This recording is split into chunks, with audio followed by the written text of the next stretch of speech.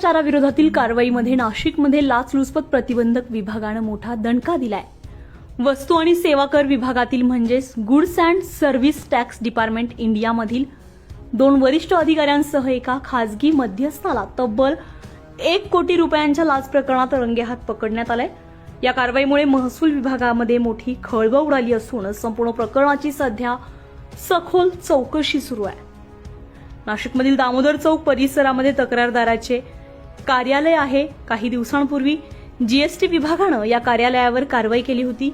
या प्रकरणाचा तपास लवकरात लवकर पूर्ण करून देण्याच्या मोबदल्यात राज्यकर उपायुक्त सोमनाथ दत्तू पागे आणि सहाय्यक राज्यकर आयुक्त मच्छिंद्र विठ्ठल दोंदे यांनी तक्रारदाराकडे तब्बल 1,25,00,000 रुपयांची लाच मागितल्याचा आरोप केलाय।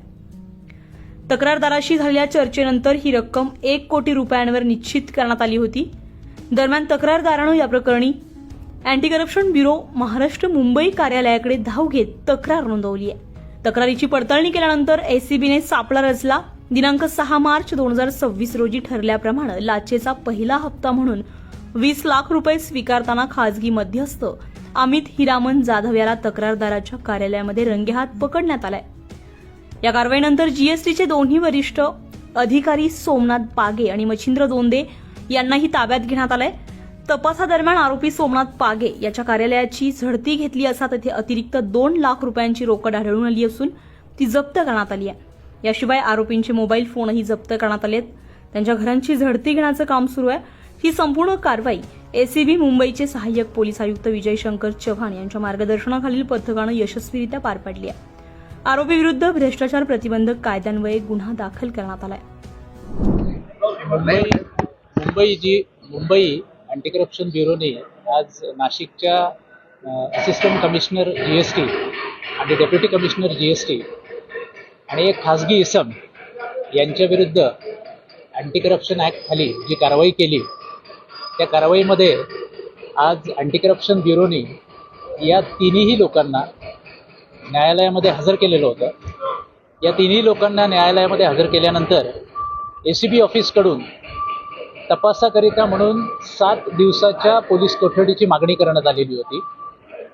परंतु सरकारी वकिलांचा आणि assistant commissioner GST, deputy commissioner GST आणि खासगी व्यक्ती या तिघांच्याही वकिलांचा आणि सरकारी वकिलांचं म्हणणं ऐकल्यानंतर मेहरबान न्यायालयाने या तिन्ही आरोपींना चौकशीसाठी म्हणून 2 दिवसाची पोलीस कस्टडी दिलेली आहे।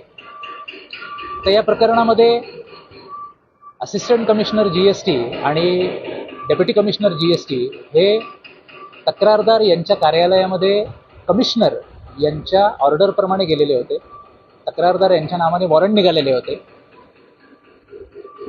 ते वॉरंट याच्यासाठी निघालेले होते की त्यांनी जीएसटी पोर्टलवर जे टॅक्स असेसमेंट किंवा जे टॅक्स चलन फाईल केलेले होते त्याच्यामध्ये कुठेतरी इरेग्युलॅरिटीज असल्याचं जीएसटीच्या लक्षात आलेलं होतं, जीएसटी विभागाच्या, आणि म्हणून त्या टॅक्स असेसमेंटसाठी म्हणून त्यांच्या कार्यालयाची झडती आणि त्यांच्या कार्यालयातल्या बुक्स ऑफ अकाउंटची शहानिशा करण्याकरता म्हणून असिस्टंट कमिशनर आणि डेप्युटी कमिशनर जीएसटी यांना प्राधिकृत करण्यात आलेलं होतं। आणि त्या कारवाईनंतर ह्या सगळ्या प्रकारामध्ये तिथे टॅक्स लायबिलिटी जी कॅल्क्युलेट झाली त्याच्यामध्ये इनिशियली त्यांना 3 चलनं दिली गेलेली होती की त्यांनी जी टॅक्स लायबिलिटी त्यांची जी निघालेली होती प्राथमिक स्वरूपामध्ये, जी काही चौकशी झाली, जे काही बुक्स ऑफ अकाउंट बघितले गेले त्याच्यामध्ये जी लायबिलिटी निघालेली होती टॅक्स लायबिलिटी त्याचे चलन त्यांना दिले गेलेले होते आणि त्या टॅक्स चलनाप्रमाणे त्यांनी जीएसटी भरणं अपेक्षित होतं। परंतु त्यांनी जीएसटी न भरता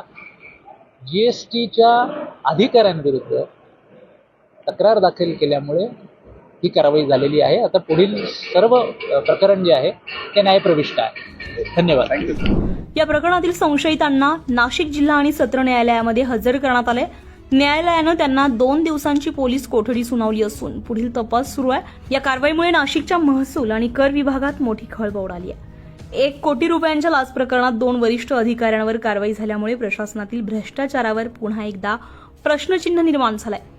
या प्रकरणामध्ये आणखी काही धागेदोरे समोर येणार का आणि तपासामध्ये पुढे काय उलगडा होतोय